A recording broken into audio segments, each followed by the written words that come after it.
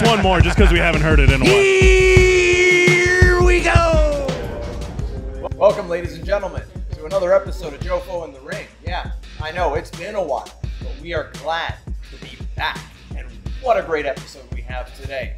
We are coming to you live from La Taverne du Chambly, one of the nicest establishments in all of Chambly, one of the nicest establishments on the South Shore, who've been so kind and courteous to give us this beautiful venue for our esteemed guests that we have today. And oh yes, today's episode is going to be en français.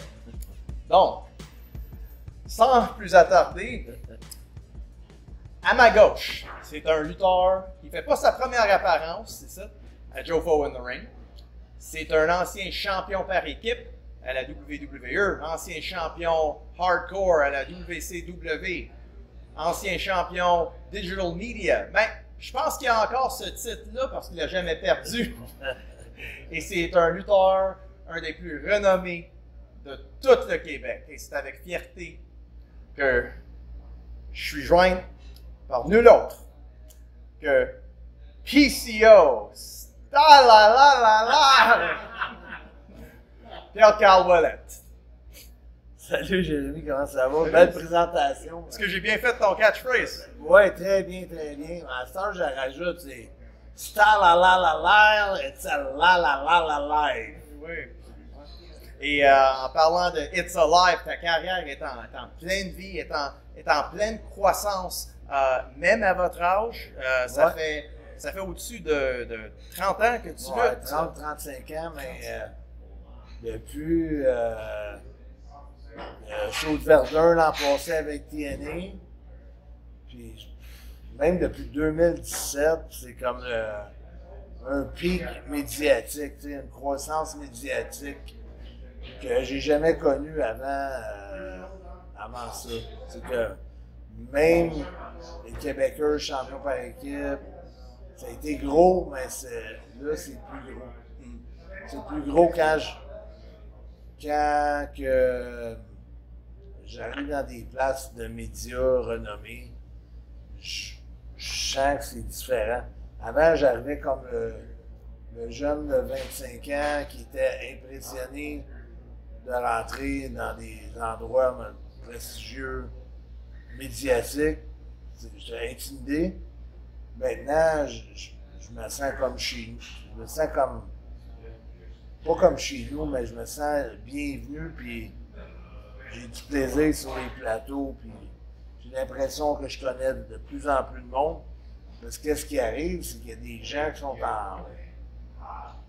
qui étaient des fans dans le temps, qui venaient me voir. Aujourd'hui, c'est des directeurs de postes de radio, des directeurs de journaux. Le fan en eux, puis le business person, les business qui sont devenus dans leur job, mélangés ensemble, ça fait que ça facilite les conversations. Je parle même pas en ondes. Je parle avant de rentrer en ondes. C'est vraiment comme un genre de sommet pour eux, point de vue de tous les côtés. Là. Oui, absolument. Puis c'est la récompense de ton travail acharné que tu fais depuis plein d'années. Et le fait que, de mon point de vue, tu as toujours continué à évoluer en tant que lutteur dans la lutte. Que, si on regarde le Pierre-Carl Ouellette à la WWE, puis là on regarde PCO aujourd'hui, c'est comme même pas la même lutteur. Là, on dirait que tu es quelqu'un de différent, mais même plus talentueux. Tu as toujours été capable de suivre la génération et d'innover dans ce que tu fais dans le ring. Et c'est ça qui t'a amené aujourd'hui à être capable d'être champion, même à ton âge, quand la plupart du monde ils prennent leur retraite. Toi, tu es encore dans les finales. Toi, tu es encore celui qui attire l'attention de la foule. On avait fait un show il y a 3 semaines à Thetford, dans le Beauce. Puis c'était incroyable comment le monde, ils t'ont accueilli, les chants de PCO, PCO. Et c'est pas pour dire que tu étais juste là en utilisant ton star power pour comme on dit, faire le minimum. as travaillé, tu as pris des risques, tu m'as sauté dessus à travers les cordes en faisant un cannonball à l'extérieur. Fly, C'est ça, on a fait toutes sortes d'affaires que des fois les gens, tu sais, souvent les gens plus en avançant dans le temps, ils vont essayer d'aller dans des shows en région et d'en faire le moins possible pour la plus grosse paye possible. Ouais. Mais pour moi, c'est comme toujours un WrestleMania. Ouais. Je pense que mon attitude. Je pense que c'est quelque chose qu'on a en commun, mais je peux te dire en tant de. Je suis pas nécessairement un jeune lutteur, mais j'ai pas ton âge non plus. Ouais. Mais ça me fait de quoi de bien de voir un vétéran qui veut encore donner son 100%. Et je pense que les fans qui vont aller te voir à Laval, au Colisée de Laval, pour le Maple Leaf Pro le 5 juillet, ils vont voir ça en masse parce que, honnêtement, tu as tout un tâche devant toi avec Dan Maff, qui est pas mal un des lutteurs le plus dangereux de toute la scène indépendante aux États-Unis. Donc, je pense que tu leur réserves quelque chose de vraiment spectaculaire. Ouais, je le considère comme un gars dangereux, pas nécessairement à cause de juste ses accomplissements dans le ring, mais à cause de son attitude que je compare à des Vader, Bam Bam Bigelow, Dynamite Kid, puis Bradshaw, mettons. Je ne dis pas que Bradshaw est encore le même aujourd'hui, je l'ai rencontré dernièrement, très humble, très gentil, mais son close-line, il rentre solide pareil, son point, il rentre solide. Mais dans le temps, c'était du bullying un peu. Puis Steve Williams, Dr. Death, avec lui aussi, j'ai vu l'intimidation face à des jeunes lutteurs qui commencent. C'est un peu ça, Dan Maff aussi, c'est beaucoup d'intimidation, tu sais. Pour lui, de se ramasser dans une position comme qu'il est là, ça va être la chance de sa vie de prouver qu'il appartient à ce niveau-là. Donc, on ne sait jamais, il est imprévisible, on ne sait jamais qu'est-ce qui va arriver. Ben, c'est ça, de la façon que moi je le vois, lui, il a moins à perdre que toi. Parce que lui, il n'a pas ton legacy dans la lutte, il n'a pas tes accomplissements, mais s'il te bat, là, et surtout s'il te bat chez toi, ouais. Ça va y faire de quoi qui va l'avancer, surtout dans les yeux des dirigeants de la MLP, mais de toute la scène indie. Ben, déjà là, juste le fait qu'il soit dans le main event contre moi, on voit que ça a changé. Il y a plus de booking, il y a plus de. Il est en demande partout. Tu es en train de faire de la cash. Ouais. Sur ton nom. Ouais. Ben, c'est correct. Ça arrive.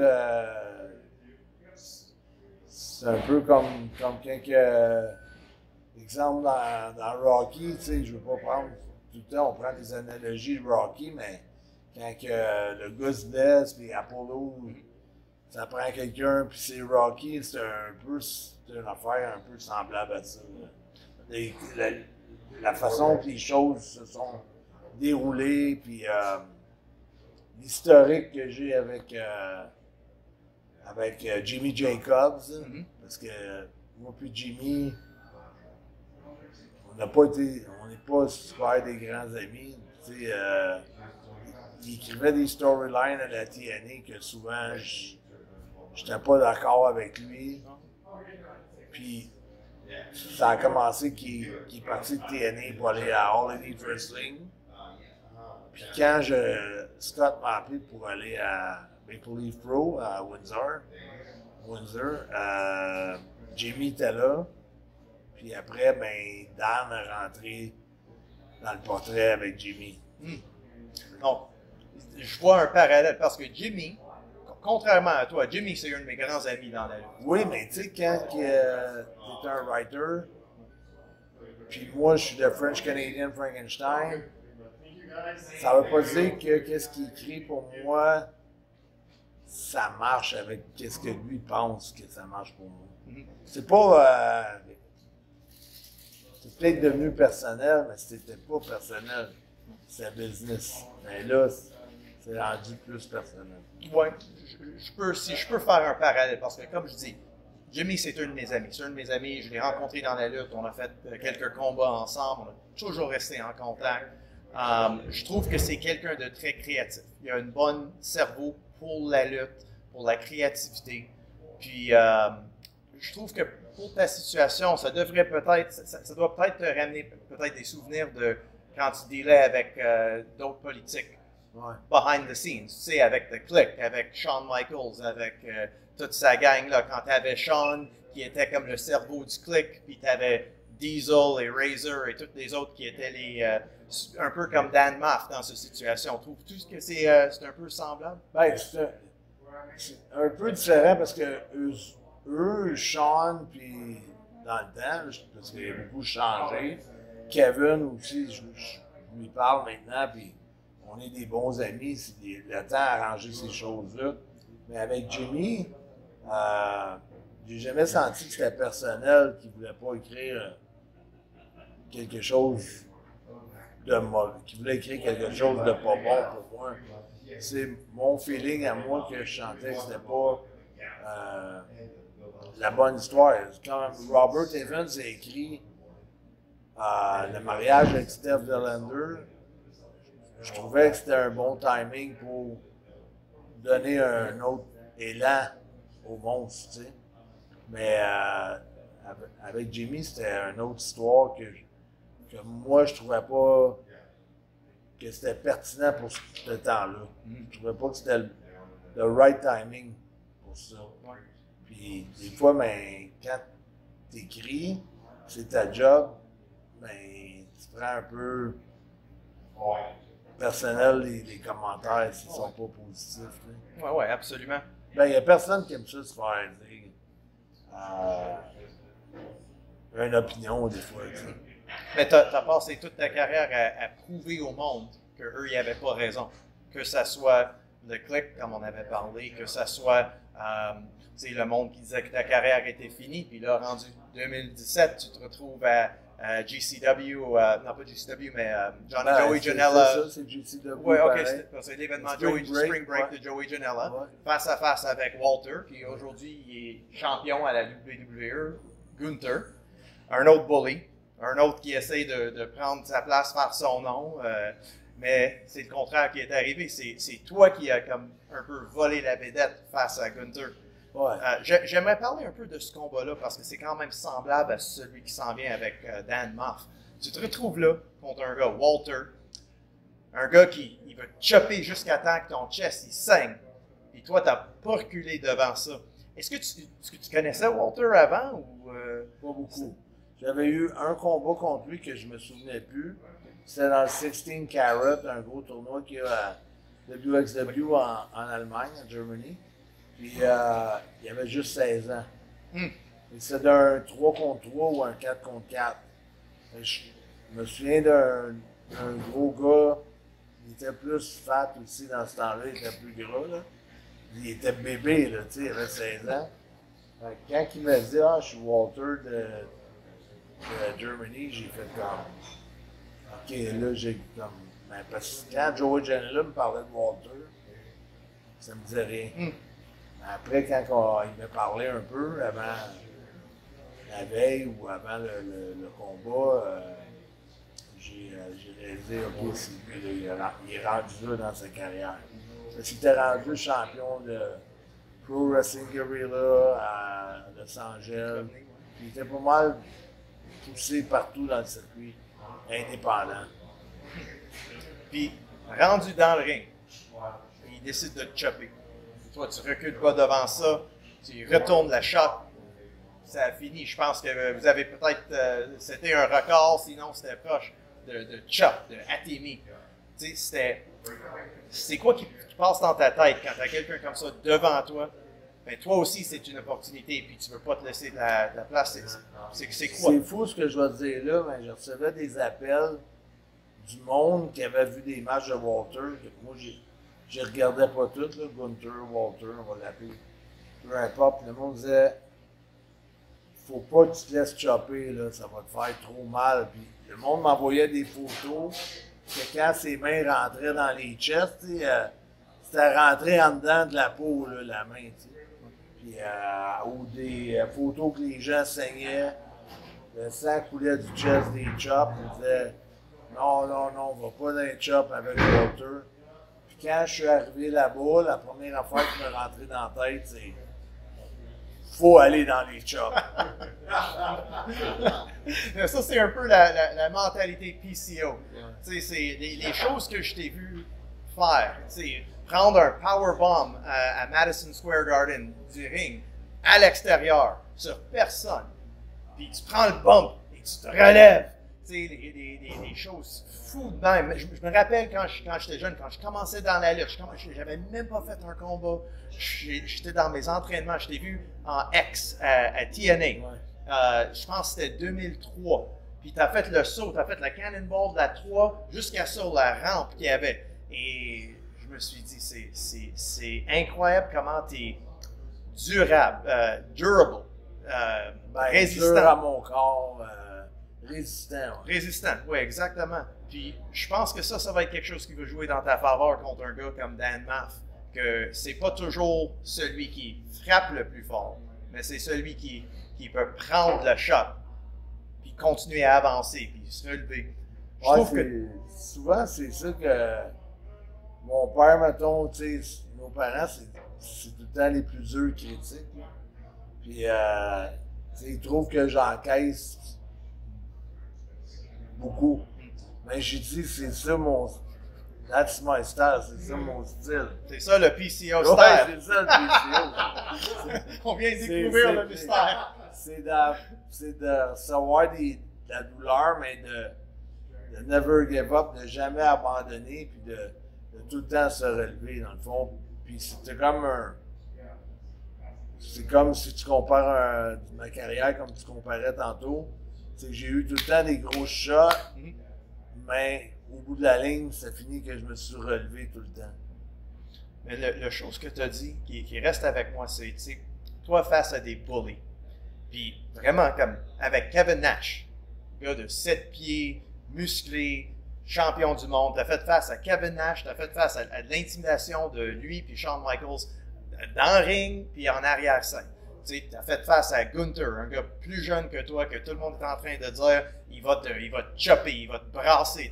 Et c'est comme ça te motive quand tu es face à un adversaire comme ça. Il y en a eu d'autres. Comme tu as dit, Steve Williams. Ouais, ben lui, je l'ai en plus, à cause de l'affaire de Kevin Nash. Oh.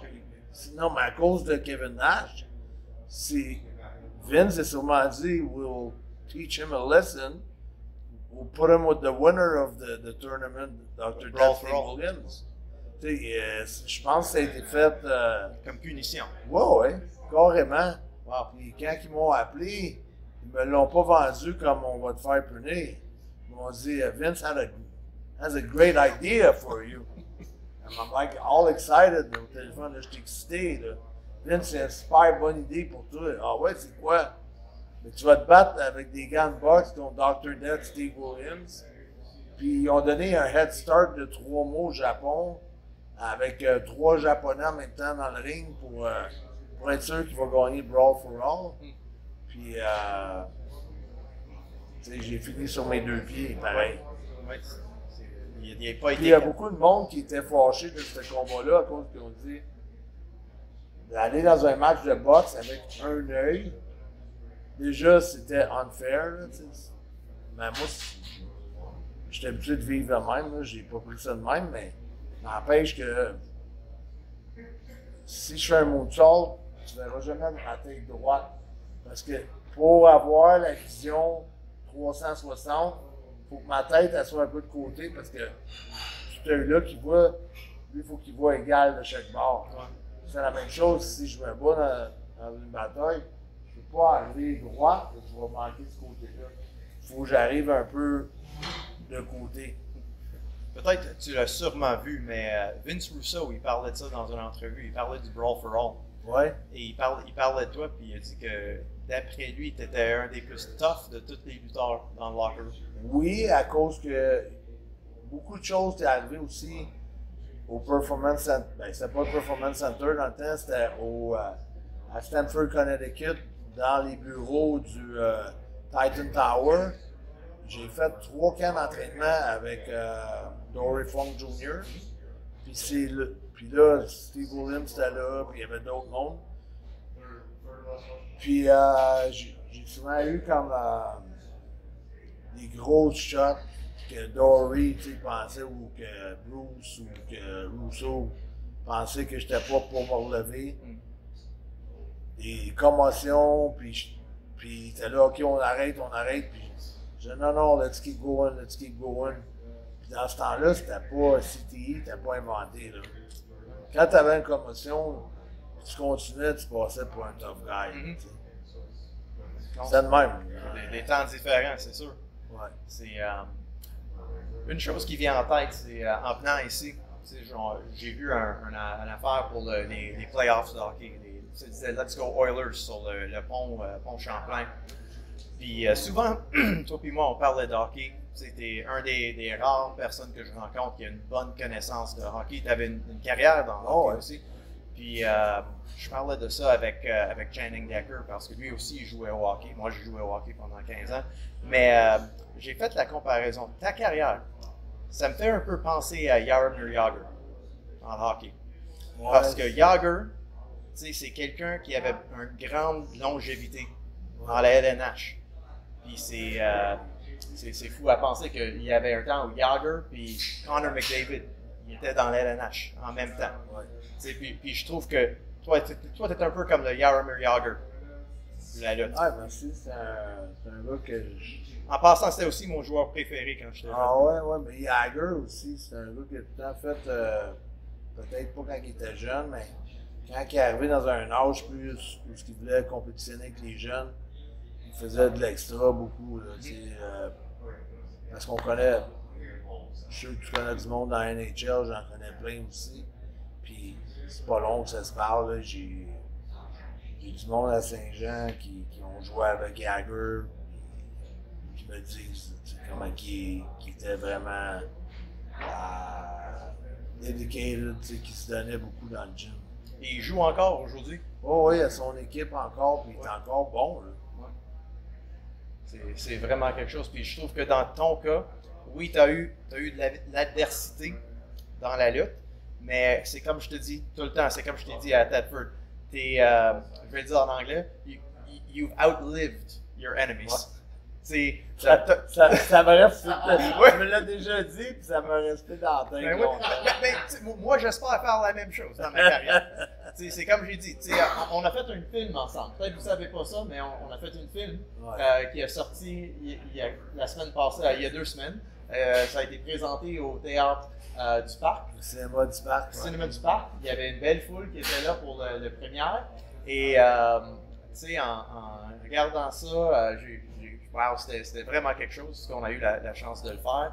Mais oui, il y avait une clip au début, c'était 4 minutes d'un autre documentaire qui va sortir. Ben, moi, ils sont en train de le tourner en maintenant. Ouais, c'est vraiment depuis 2017. Puis ça va aller jusqu'à. Ça va être rare que tu vas un documentaire long de même, mais ça va durer jusqu'à temps que ça finisse.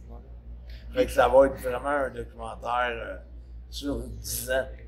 Ça va être incroyable. Ça va vraiment être quelque chose, j'ai très hâte de le voir. Puis il y avait un moment, je pense que je te l'ai dit à la fin de la soirée, mais il y avait un moment qui m'a vraiment touché.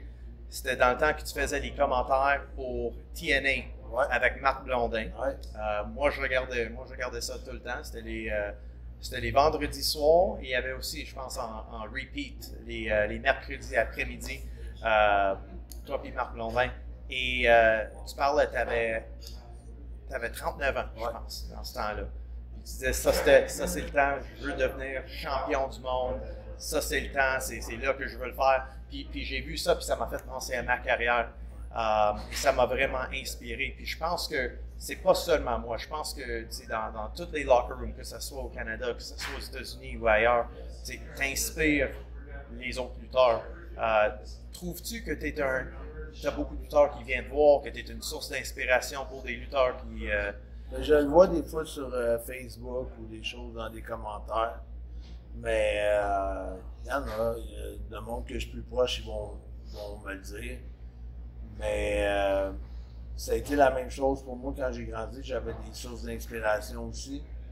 Puis, mais j'aurais pas imaginé, quand j'imaginais ma carrière jeune, j'avais pas imaginé comme ça pantoute.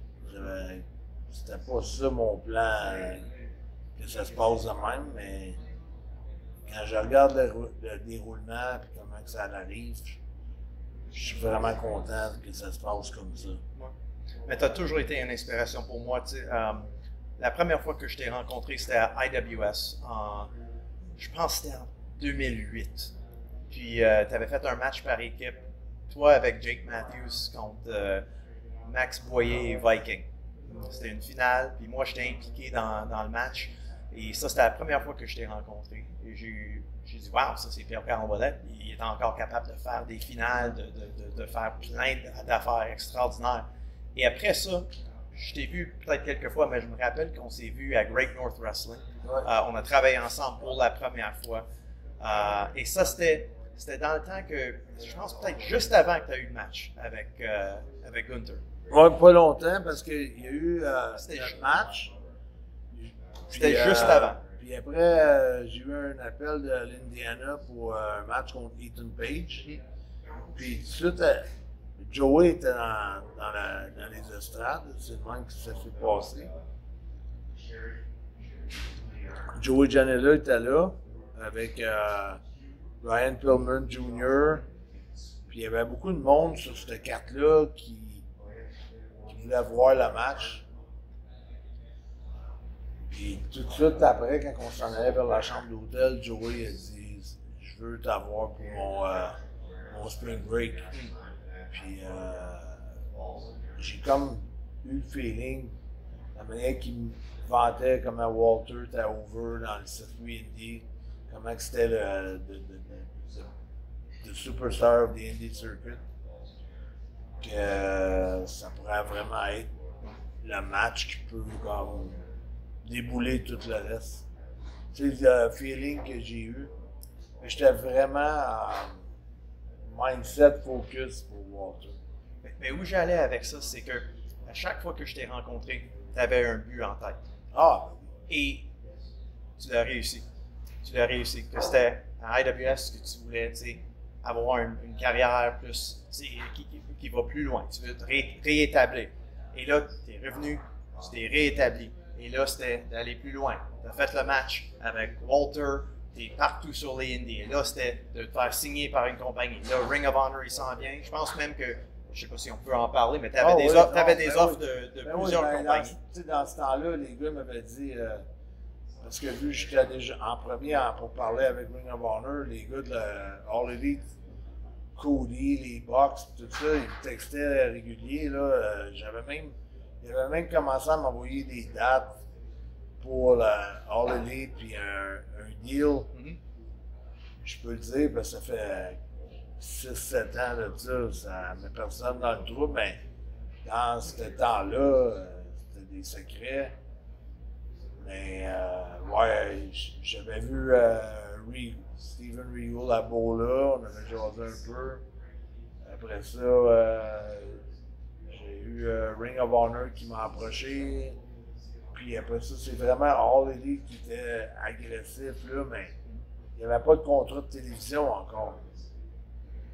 On m'avait offert un gros match à Double or Nothing contre Kenny Omega. Puis c'était un peu le match qu'on essayait de me tirer avec, plus que ton salaire. Il fallait que je négocie du salaire. C'était plus, le teaser, c'était plus le match avec Kenny. Mais ça m'a tenté, mais j'ai vu que Ring of Honor m'avait déjà payé mon billet d'avion pour aller à Baltimore, visiter le président, le directeur gérant Greg Gillman, ou Greg Gillard. En tout cas, tout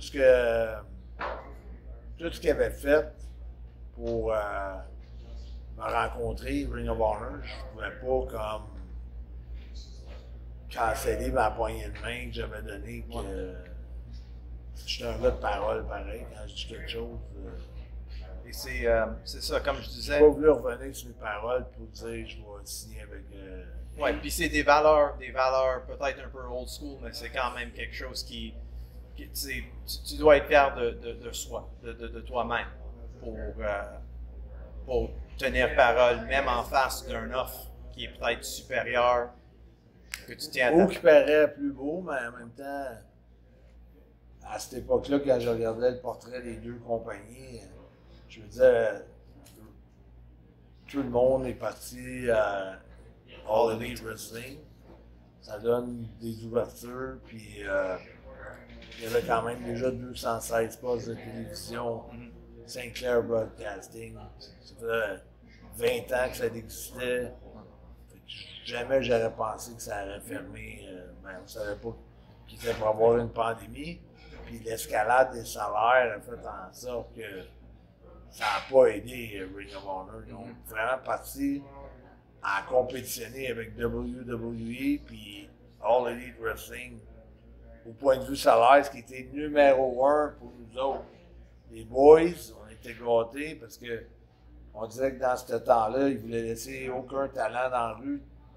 All Elite signait des gens pour pas que Vince les signe, Ring of Honor. C'est un bon temps Signait pour du monde pour pas que All Elite les ramasse, puis ça a fait monter le salaire, puis ça a été un bon temps pour signer des contrats. C'est ça. Mais de ce que je vois avec le Maple Leaf Pro, il y a des lutteurs de AEW qui sont là. Josh Alexander, il va être là le 5 juillet. Lui, il était à All Elite maintenant. QT Marshall, que je me suis entraîné avec pendant 3 mois à Atlanta. Lui, il va être là à Maple Leaf Pro. C'est lui qui t'a éliminé, je pense, dans le Gauntlet. Il n'y avait pas beaucoup de travail à faire, mais... T'as éliminé un de mes coachs en Billy Gunn, puis t'as QT qui était un autre de mes coachs qui t'a éliminé. Mais juste pour dire, je vois clairement qu'il y a une sorte d'entente entre les deux compagnies, avec les lutteurs All Elite qui luttent pour le Maple Leaf. Ouais. Peut-être ça pourrait être un chemin pour toi. Ouais, de ben, peut-être apparaître à All Elite un jour. ben oui, parce que tu sais, ça peut aller de plusieurs côtés parce que j'ai l'impression que Scott il est vraiment proche. Probablement, il est vraiment un des meilleurs amis de Don Carlos, qui a sa famille là-bas, là, sa famille. Oui. Puis, il parle souvent avec Tony Khan aussi. Fait que ça peut aller de beaucoup de côtés. Puis, c'est important, le succès de Colisée de Laval est important. Et là, je sais que je te considère comme ami, mais je dois te poser quelques questions, quand même des questions difficiles peut-être.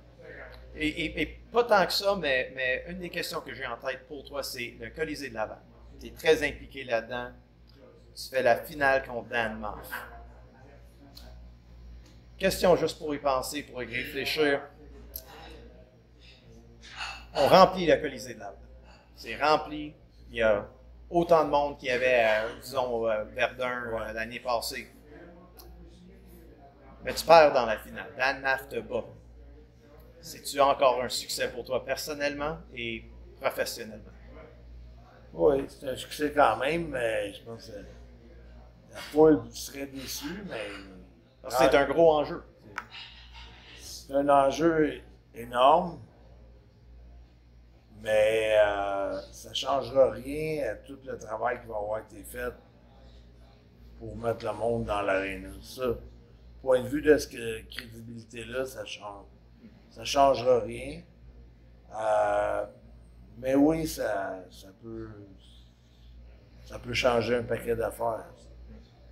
Personnellement, I'm rooting for you. Mais, tu sais comment c'est dans la lutte, on n'est jamais à la dernière surprise de quelque chose qu'on ne s'attend pas. Là. On a beau faire tout ce qu'on peut, il y a des choses qu'on ne contrôle pas. Puis je peux te dire aussi, comme j'ai dit, j'ai des questions difficiles là, parce que je suis journaliste, mais en étant lutteur, je peux te dire que pour le Québec, you have all of us behind you. T'as nous sur ton dos. dans ce match-là. Le support. Oui, en tant de lutteur et en tant de tu sais, on veut que le show soit un succès pour que ça ouvre des portes pour nous, pour que le Maple Leaf y revienne. Ben, parce que Maple Leaf aussi, le but, c'est que éventuellement de faire plus de shows, puis de justement, comme on a jasé souvent, d'avoir plus de scouts, plus de repêcheurs, comment on appelle ça en Des français? scouts, Des scouts, mais des non en charge de trouver des talents, des rechercheurs de talents, que au Canada, on dirait qu'on était comme en dessous du radar. Les pay-per-view de Maple Leaf Pro Wrestling sont regardés par les Américains et par les décideurs américains aussi. Donc ça l'influence sur le talent du Canada que normalement c'est dur de se faire remarquer au Canada. C'est des choses que je dis depuis la pandémie. Talent pour talent, on a autant de talent que les Américains. Même si on est moins nombreux au Canada, si on fait du All-Star canadien, Indie compris avec tout le monde, avec Indie US, avec les gros stars, je pense qu'on n'a pas rien pour envier les Américains.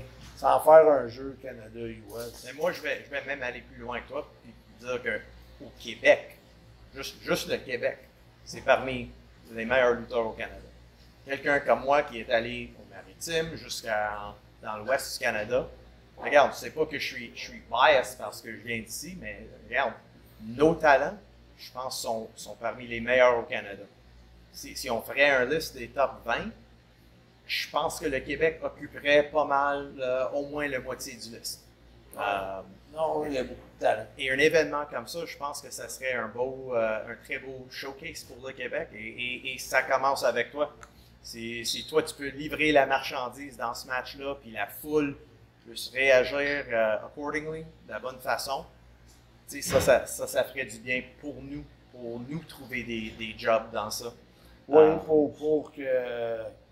pour justement que Maple Leaf Pro peut revenir, pas rien à Montréal ou à Laval ou à Québec, mais aussi des fois en région où que lutte internationale à l'époque, il y avait des succès au Saguenay, il y avait il allait à Hull, il allait à Gatineau, il y avait beaucoup de villes. Puis en Beauce, c'était comme, je me souviens d'avoir fait des shows avec lutte internationale. En Beauce, d'avoir vu 4000 personnes pour des shows de lutte internationale. Le potentiel est énorme entre l'Ontario et le Québec surtout. Il y a plein de grosses îles là, qui peuvent être exploitées. Mais on a vu, il y a 2 semaines, on a fait un show là-bas au Saguenay à Jonquière. C'était au Palais des Sports à l'Arena. Oui, c'est ça. C'était plein. Il y avait à peu près 1000 personnes. Puis ça, c'était sans le budget d'un Maple Leaf Pro. Donc, eux, ils pourraient facilement aller là. Amener les mondes qui vont être là en juillet. Les Good Brothers, le champion de la NWA. Puis mettre un peu de Québec. Tout va dépendre comment ça va prendre de temps avant que TSN ou un poste majeur canadien décide d'avoir du Canadian content, du contenu canadien sur leur télévision, parce qu'ils sont obligés d'avoir un pourcentage en canadien. Puis je pense que ça, c'est un gros rapport qu'il y a entre Tony puis Scott pour avoir comme le meilleur des mondes, avoir le contenu canadien, que Tony, il fait ça plus qu'il a amené à TSN, puis son contenu à lui en plus. Ouais. Ben, c'est une autre raison de business de plus. Et il va y avoir, non seulement toi, mais il va y avoir d'autres Québécois. Speedball Mike Bailey, il va aussi lutter en juillet. Et aussi pour la Coupe, il va y avoir des Québécois qui vont Ouais, Est-ce que c'est bad luck que je viens de le toucher? Mais la coupe, c'est plus pour les jeunes prospects, puis les jeunes, là, tu sais, comme ça fait pas longtemps qu'ils luttent, ou ceux qui voudraient un dernier tour de piste, tu sais, qui veulent proche du retirement, tu sais, proche de se retirer pour dire, OK, je vais avoir fait un de mes derniers combats devant 3-4 000 personnes, 4 000 personnes, puis ça va être ça mon souvenir, tu sais. Fait que c'est un peu les extrémités que ça touche, tu sais. Comme l'année passée, c'est pas mal un des derniers matchs de Carl Leduc, puis son père, cette année, il peut même pas être là dans la foule. Parce que là, il est plus en fauteuil roulant. Fait que c'est compliqué de sortir. Fait qu'il est quand même super. Je le salue d'ailleurs, Paul, là, parce qu'il est encore sharp, puis il est encore tout éveillé, puis encore passionné de la lutte professionnelle, puis ses idées. Mais je trouve que c'était un beau moment, père-fils, avec Carl qui gagne la bataille royale. Non, j'ai un énorme respect pour Paul Leduc qui m'a donné des opportunités à la Fédération lutte québécoise quand je faisais mes débuts. C'est une très belle histoire. Et on doit aussi féliciter Carl Leduc aussi, parce que lui a été une des personnes responsables pour mettre ensemble cette entrevue, ainsi que il vend des billets aussi. Non, il travaille fort. Machine à vendre. C'est la promotion que son père, c'est un ancien promoteur de lutte. Puis je pense que c'est dans les gènes de Carl d'être promoteur, parce qu'il a fait du bon travail avec la FLQ. Oui. Puis, mais tu sais, il y a beaucoup de rivalités dans le Québec entre les différentes promotions, c'est pas facile. Puis à un moment donné, ça y est tenté de travailler avec une compagnie plus grosse, d'avoir des plus gros défis, puis de s'impliquer plus. Puis, il a pas mal rendu ton bras droit un peu dans la vente de billets puis la promotion. Bras droit, bras gauche. Non, il est beaucoup impliqué. Je prends aussi beaucoup de ses conseils. Je l'écoute beaucoup. Il a quand même fait un bon séjour dans WWE aussi, là. Il a fait beaucoup de combats dans un temps où c'était pas facile non plus. Parce que lui, c'était un deuxième génération. Et souvent, les lutteurs d'époque qui étaient tough, dans les années 90, c'était.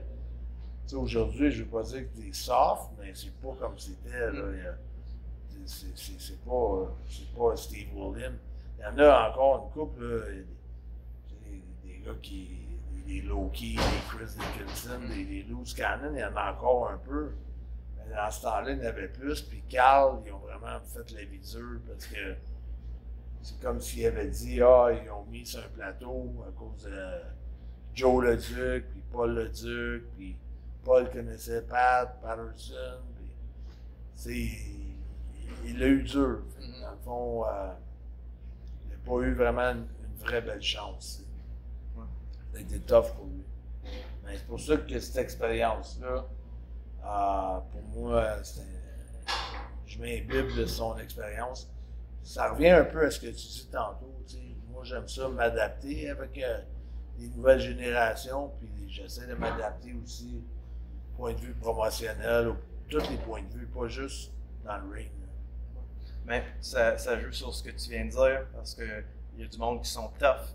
Et c'est comme ils disent, tough times don't last, but tough people do.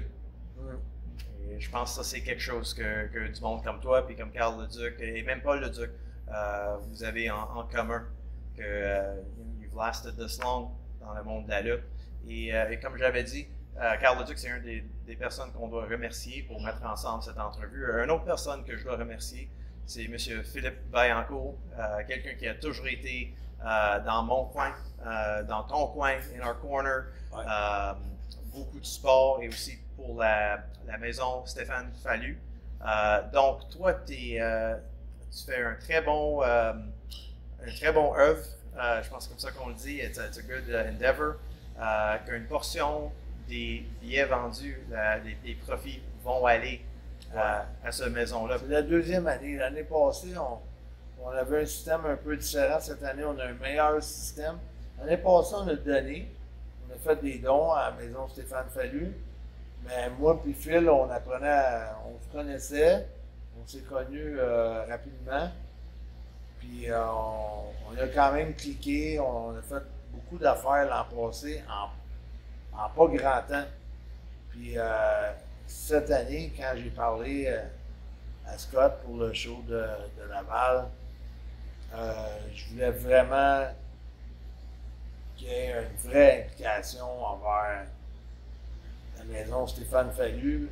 C'est une cause qui me tient de plus en plus à cœur parce que je côtoie de plus en plus le monde qui travaille, qui gravite alentour de la maison Stéphane Fallu, puis il y a un autre organisme qui chapeaute ça, qui s'appelle POSA.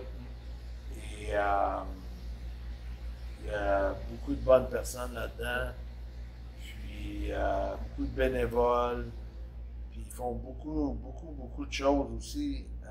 Ce que j'aime, c'est que les jeunes qui sortent de la DPJ, qui n'ont pas eu des vies faciles, qui n'ont pas eu de guide ou de mentor, ou personne de modèle masculin ou féminin dans leur vie, quand ils se ramassent avec un toit, puis c'est le toit de la maison Stéphane Fallu, que ce soit les filles qui vont en avoir un bientôt, parce que la maison est en train de se construire, c'est là que c'est important d'amener les dons pour finir la construction de la maison.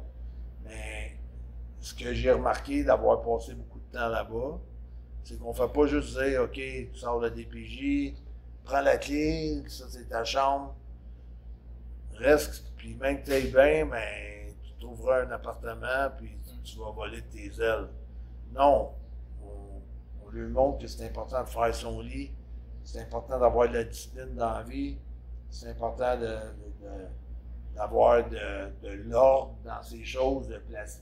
Tu ne peux pas arriver dans la maison, lancer tes bottes partout, avec de la terre après, puis le respect des autres, Des le life respect de skills. soi-même.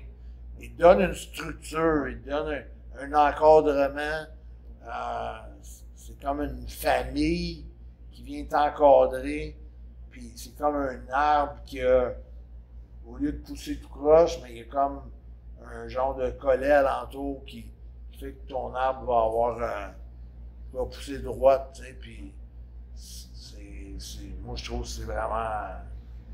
Parce que ces gens-là, après 2 ans, là, qui vont avoir passé, ils vont être prêts à affronter la vie. Mais quand ils ont sorti de la DPJ, c'est comme s'ils étaient perdus dans un jeu de quilles. Ils ne savent plus par où commencer. Là, ça leur donne des guides, ça leur donne des mentors, ça leur donne des buts, ça leur donne une raison de vivre puis de mordre dans la vie, comment dire. C'est une très belle cause, absolument. Ouais. Et c'est bien que tu t'associes avec ça et que tu peux créer cette belle exemple. Pour Ouais, le puis monde. je tiens à dire aussi que, tu sais, moi, ça m'a rapproché de Stéphane, tu sais, qui était un comédien, un humoriste, puis tu sais, à chaque fois qu'on se voit, on est de plus en plus proches, puis tu sais, c'est un enfant de la DPJ. Donc, tu sais, ça vient encore renforcer le message de l'importance. Si lui prend le temps de mettre son nom, son image, puis d'appeler ça la maison Stéphane Fallu, c'est que c'est très important pour lui. Fait que, juste pour côtoyer tout ce monde-là, moi, ça fait de moi une meilleure personne en les côtoyant. Fait que, imagine ce que ça peut faire aux jeunes qui sont là. Vraiment. C'est vraiment une bel exemple que Puis, tu sais, tout le monde qui va venir au Colisée de Laval, ben, vont participer à cette œuvre-là. C'est bien. Et la dernière question que j'avais pour toi, dernière question, c'est qu'est-ce que les fans peuvent s'attendre de toi et de la spectacle en entier le 5 juillet? Ben, moi, je pense que on sait qu'il y a des shows de la WWE qui s'en viennent à Québec, à Montréal au mois d'août. Puis on a vu le prix astronomique des billets. Puis je pense que pour un show de même qualité, si tu regardes talent pour talent, la même qualité, les Good Brothers qui étaient dans WWE, Shotzi Blackheart qui vient d'arriver. Son premier combat? Ouais, avec Maple Leaf. Elle va être dans un combat de championnat féminin contre Gisèle Shaw. Gisèle Shaw. On a ça en exclusivité, je pense pas que c'est annoncé. Ouais. Ah, c'est une exclusive. Ouais, ben il devrait être annoncé bientôt. Je ne sais pas quand il va se dire. OK.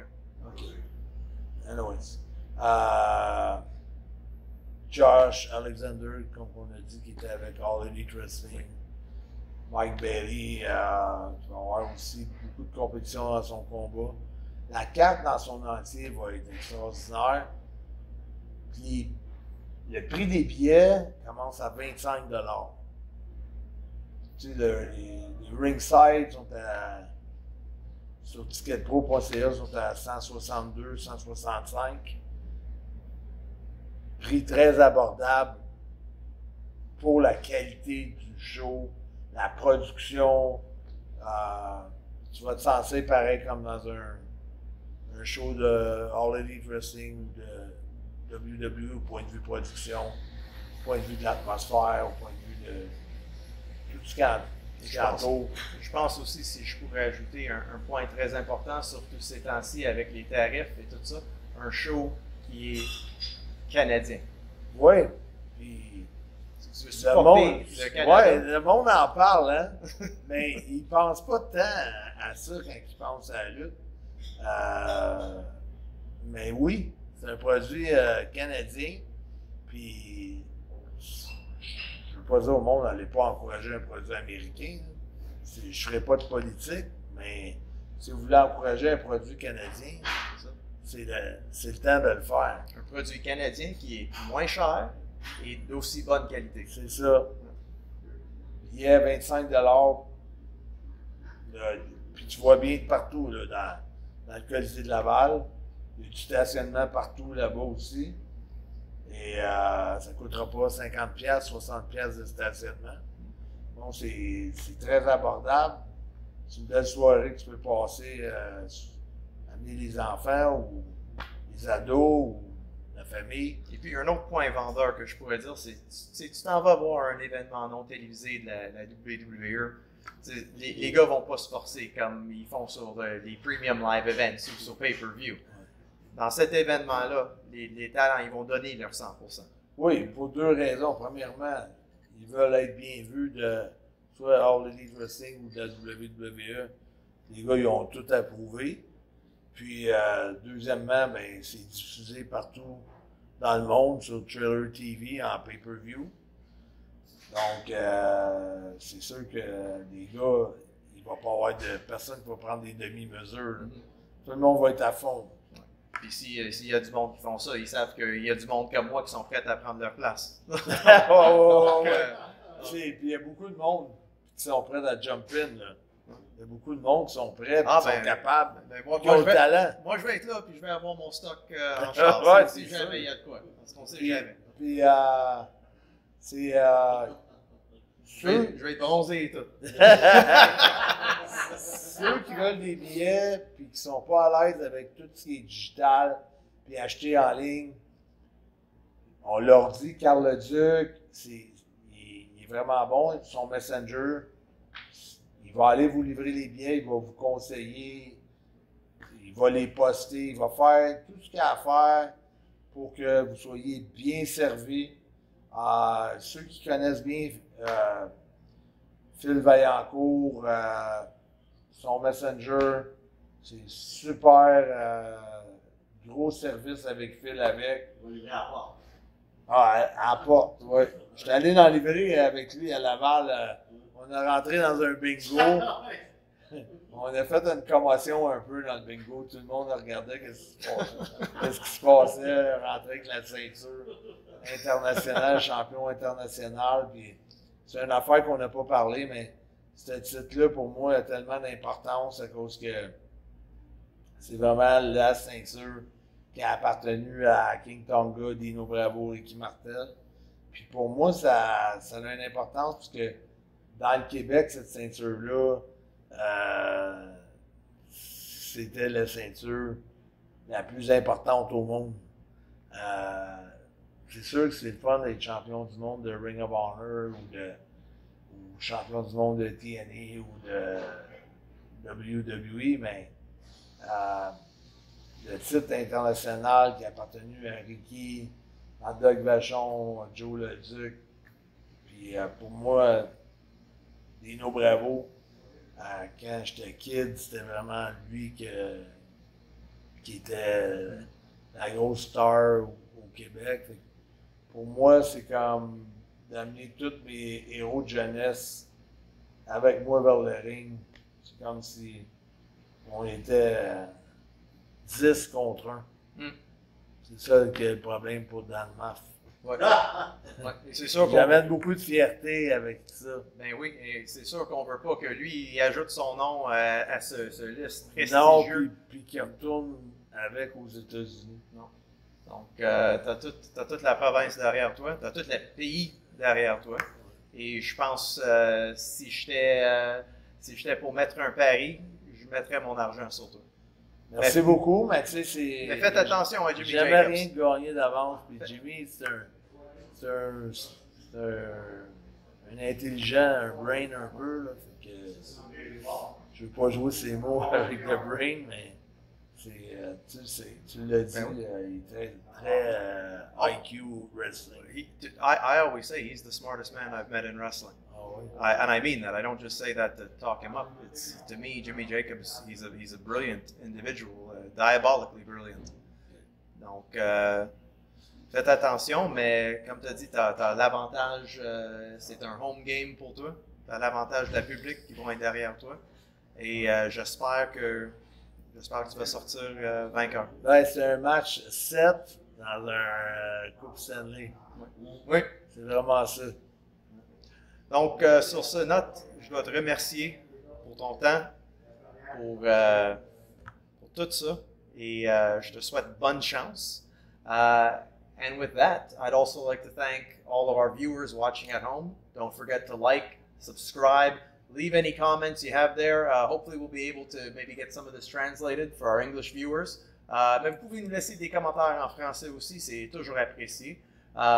Once again, thank you to Philippe Vaillancourt for helping to set this up, Carl Leduc as well, and this man to my left, my esteemed guest, the one and only PCO, Pierre-Carl Ouellet, a man with 2 feet of arms, and a man who is your current international champion. We'll be defending that on the 5th of July at the Colisée de Laval against Dan Maff with Jimmy Jacobs in his corner for Maple Leaf Pro Wrestling. Tickets still available, and I encourage you all to go check it out. It is going to be one hell of a show. Very important. In my corner, my creator, Guy Destro. If Jimmy's trying to put his nose in my business, Destro will take care of him. Guy Destro. Well, as long as he doesn't challenge him to an arm wrestling That's match. it. If he doesn't want to end up with a broken knee snap or a arm snap or something like that, No, better be quiet, Jimmy. I know what Destro's all about, and he's a very dangerous man. Very not just a creator, but a brute force himself. So that's gonna be a good sight to see Jimmy in one corner and Destro in the other one, and the sadistic Dan Maff. They could almost be father and son.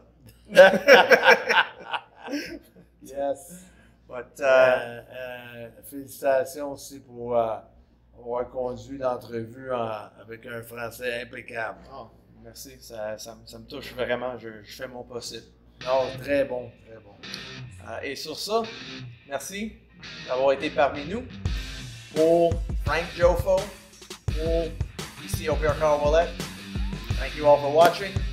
And as always, remember that wrestling is life. Good one.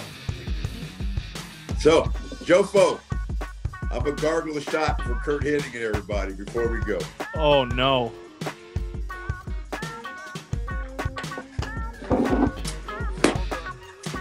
Jofo, thank you guys.